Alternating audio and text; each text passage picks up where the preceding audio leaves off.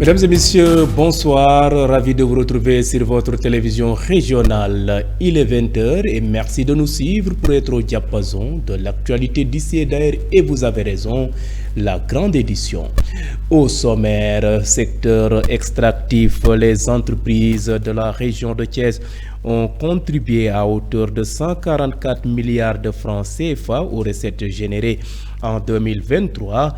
Cette annonce a été rendue publique hier jeudi lors d'un CRD axé sur l'information concernant le rapport de l'ITE pour l'année 2023. Journée de don de sang initiée par l'Institut de formation en sciences infirmières et techniques sanitaires Infosite basé à Thiès. Selon le directeur général de cet établissement, ce geste citoyen entre dans le cadre d'inculquer aux apprenants l'empathie envers les patients une fois qu'ils occuperont des postes de responsabilité dans l'avenir. Le directeur général de l'Agence sénégalaise de promotion touristique ASPT, Adam Ndiaye, a été reçu par Sayer Ndao, gouverneur de la région de Thiès. Cette visite entre dans le cadre de la promotion du tourisme selon l'agenda 2050. Le suivi de l'actualité internationale et la page sportive mettront à terme à ce rendez-vous d'information. Merci de votre fidélité. Le développement, c'est dans une poignée de secondes.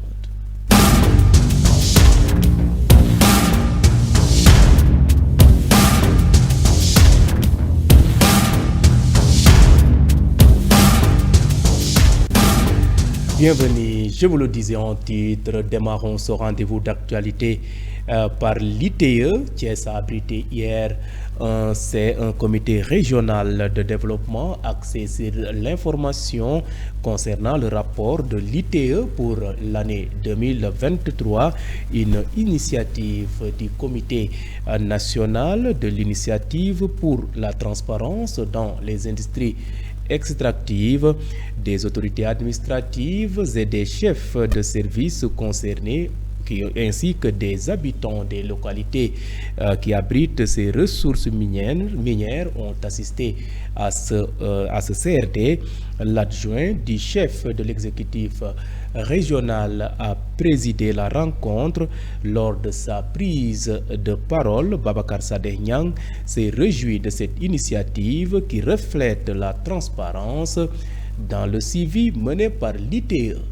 Suivons ces propos au micro de nos reporters Mam Biram Sissekei et Moussa Mbaye. Je voudrais tout d'abord exprimer le plaisir que j'éprouve à accueillir à ce jour le Comité national de l'initiative pour la transparence dans les industries extractives dans le cadre du Comité régional de développement organisé pour le partage du rapport 2023 de l'ITE.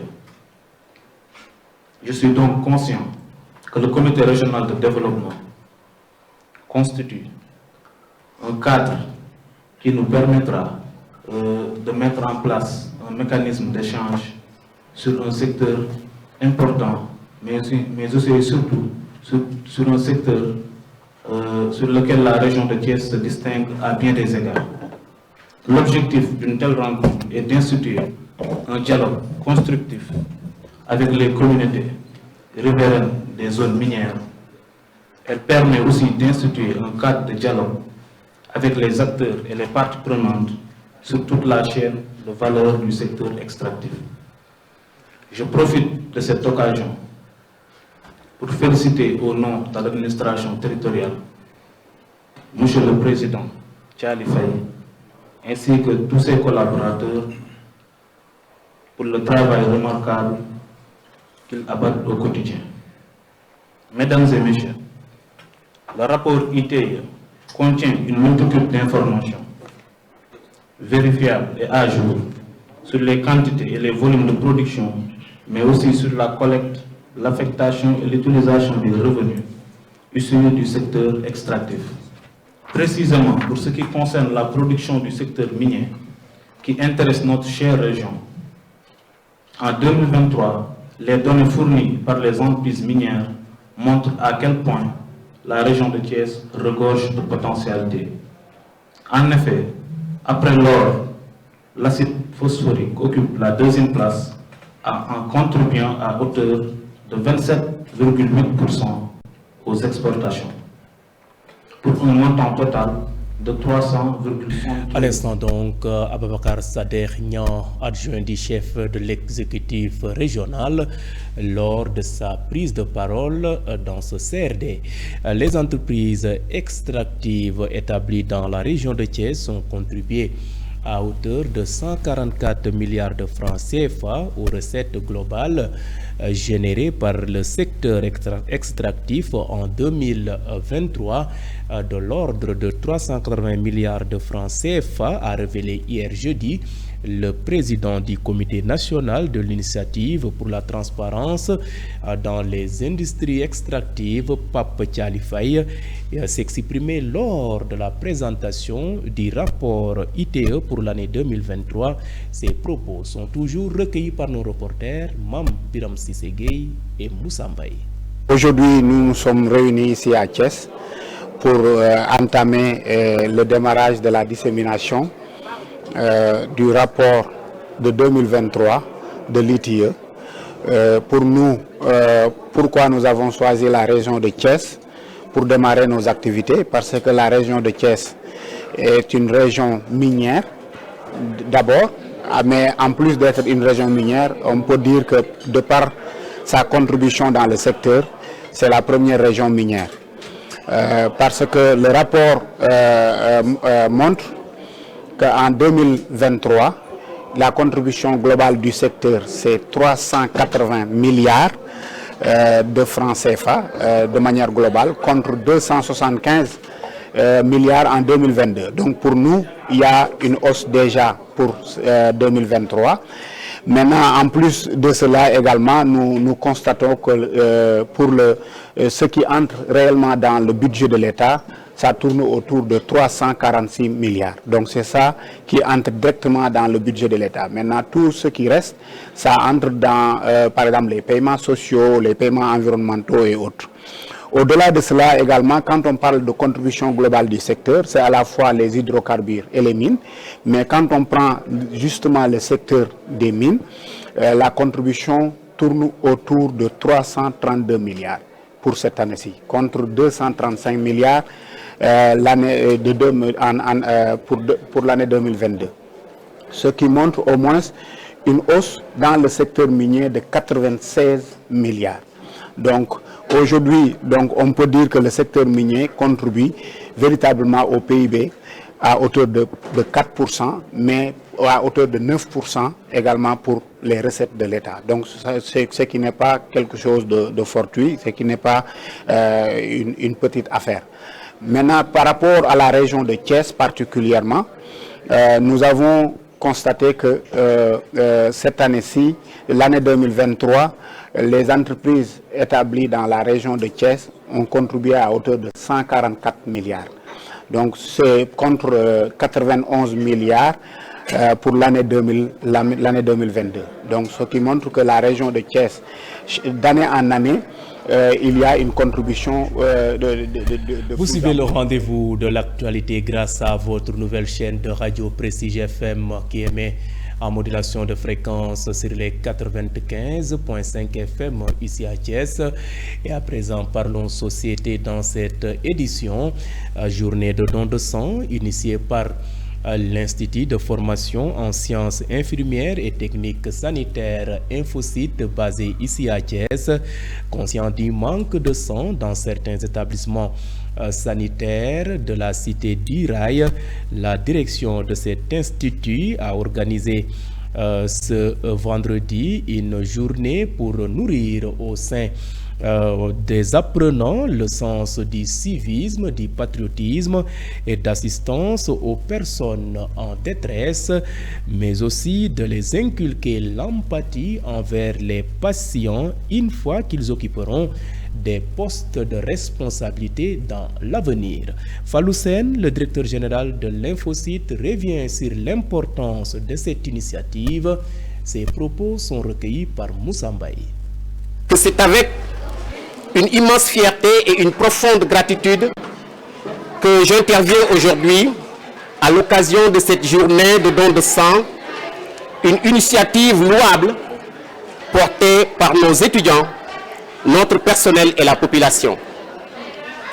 Votre mobilisation en faveur de cette cause humanitaire témoigne de la générosité, de la solidarité et du sens du devoir qui nous anime tous. Permettez-moi d'abord d'exprimer ma reconnaissance aux membres de la communauté dont la présence parmi nous témoigne de l'engagement constant des populations en faveur de la santé et du bien-être de nos citoyens. Votre soutien est précieux et renforce l'importance de cet événement au bénéfice de notre communauté. Nous le savons tous, le don de sang est un acte de vie. Chaque goutte de sang donnée aujourd'hui pourrait sauver des vies humaines demain. En tant qu'établissement de formation en sciences infirmières et techniques sanitaires, nous avons une responsabilité particulière, celle de promouvoir non seulement l'excellence académique, mais aussi l'humanisme et l'engagement citoyen. Nos futurs professionnels de santé doivent être des acteurs de changement, des ambassadeurs de la santé publique et des modèles d'altruisme. Cette journée, donc, est bien plus qu'un simple geste médical, elle est un symbole puissant d'entraide et de solidarité. Elle nous rappelle que, dans un monde où tout semble parfois nous diviser, des valeurs fondamentales comme la générosité et l'unité nous rapprochent. Elle nous rappelle aussi que chacun d'entre nous peut, à son échelle, être un héros du quotidien. C'est la raison pour laquelle nous avons décerné des diplômes d'honneur d'héros quotidiens. Je tiens à saluer chaleureusement nos étudiants pour leur engagement sans faille, le personnel de l'Infocyt pour son implication, ainsi que tous les donneurs qui ont répondu à l'appel. Votre action aujourd'hui aura un impact durable sur de... Fallou Sène, le directeur général de l'Infocyt, qui revenait donc sur l'importance de cette journée. Société toujours, dans le cadre de la relance du secteur touristique pour l'horizon 2050, le directeur général de l'Agence sénégalaise de promotion touristique ASPT, Adama Ndiaye, a été reçu par le gouverneur de la région de Thiès. Les deux autorités ont évoqué des jalons qui peuvent redresser ce secteur dans sa globalité. À sa sortie d'audience, le directeur général de l'ASPT a affirmé que la structure qu'il dirige va procéder à la décentralisation de ses activités dans les régions de l'intérieur du pays. Adama Ndiaye, que je vous propose de suivre. Nous sommes inscrits donc dans les orientations stratégiques déclinées par le gouvernement à travers le référentiel Sénégal Horizon 2050 pour élaborer tout un ensemble de projets assez structurants et orientés également surtout vers les territoires. Nous voulons donc décentraliser l'action de l'ASPT dans les territoires et les projets que nous portons sont de l'ordre de 7, mais quand même les plus importants sont les projets des maisons du tourisme, des écoparcs touristiques, mais également le projet de digitalisation touristique. C'est rendre déjà l'information accessible partout support tactile. Donc c'est le projet Sénégal en un clic. Un projet que nous pensons va pouvoir aider à démocratiser, à socialiser davantage, n'est-ce pas, l'accès à l'information et aux produits touristiques. C'est aussi les maisons du tourisme dans le cadre de la territorialisation. Le potentiel sénégalais est connu de tous. Maintenant, le problème réside au niveau de la mise en œuvre et de la mise en valeur de ce potentiel-là. Il faut des aménagements, c'est le propre de la SAPO et de la DIAT au niveau du ministère, mais également des promoteurs privés. Nous, ce que nous pouvons faire, c'est de faciliter la mise en relation et également travailler en synergie avec ces structures qui sont dans l'aménagement afin d'arriver à une meilleure convergence, à des synergies pour relancer le secteur, notamment à travers cet esprit de territorialisation. Déjà, je vous disais tantôt que nous avions un projet phare, c'était le Sénégal en un clic. Je crois qu'il n'y a pas meilleur outil aujourd'hui pour porter l'information et pour prendre la destination Sénégal au niveau international comme en interne. C'est aussi à travers la maison du tourisme, au moins déjà d'entrer en contact avec les populations, avec les acteurs et de promouvoir toutes les potentialités qui existent au niveau des...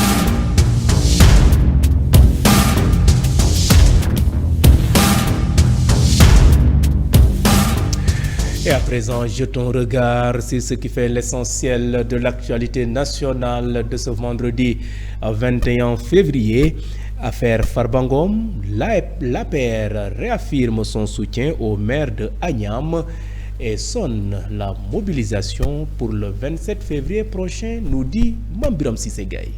L'actualité nationale, le secteur de la santé connaîtra d'importantes perturbations les 26 et 27 février 2025. En effet, le bureau exécutif du syndicat autonome des médecins, pharmaciens et chirurgiens dentistes du Sénégal, SAMES, a décidé de poursuivre son plan d'action en décrétant un mot d'ordre de grève générale de 48 heures. Le communiqué du syndicat précise que cette grève, prévue sur l'ensemble du territoire national, sera strictement encadrée afin d'assurer la prise en charge des urgences.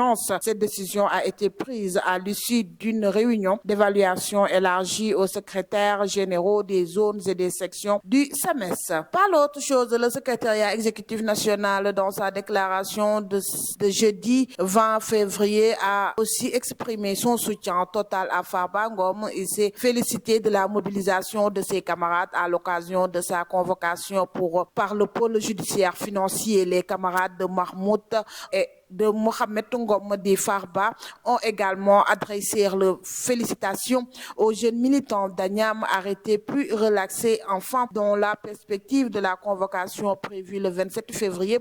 Le SEN a appelé les militants de l'APR à maintenir leur mobilisation autour de Farba Ngom, ceci dans l'optique de faire face à ce qu'ils considèrent comme une machination visant à affaiblir le parti en vue des prochains défis politiques et sociaux.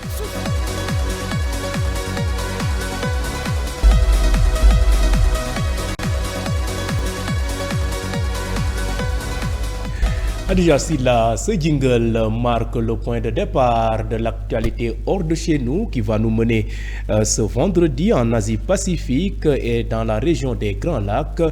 Mais tout d'abord, démarrons par le Sahel.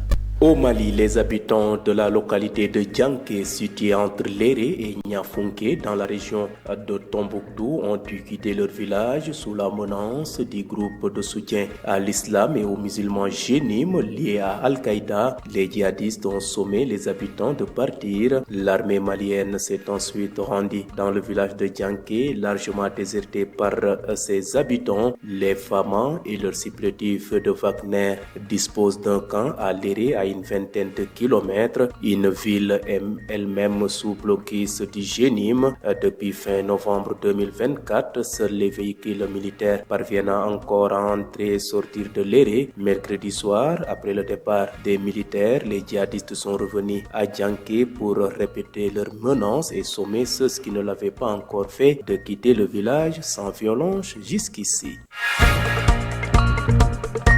Quittons le Sahel pour la région des Grands Lacs. Appuyé par l'armée rwandaise, le groupe armé continue de gagner du terrain dans les deux provinces de l'Est de la RDC. Au sud de Kivu, son avancée a notamment provoqué des scènes de panique et des pillages à Uvura, une localité frontalière du Burundi. Dans sa partie sud, à l'ouest de Goma, à Massissi, des militaires congolais alliés aux milices pro-gouvernementales Wazalendo ont affronté des combattants du M23. Les combats ont grièvement blessé un employé de Médecins sans frontières, victime d'une balle perdue alors même qu'il se trouvait à l'intérieur de la base de l'ONG dans la région. Un enfant qui s'y était réfugié a lui aussi été touché.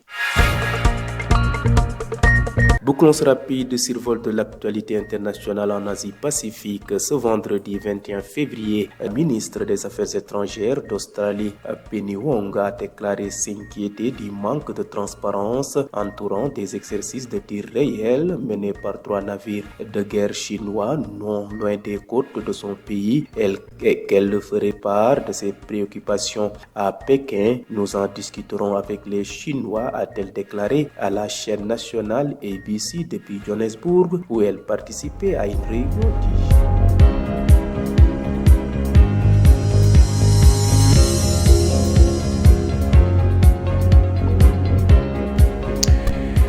Et bouclons cette édition par une note sportive.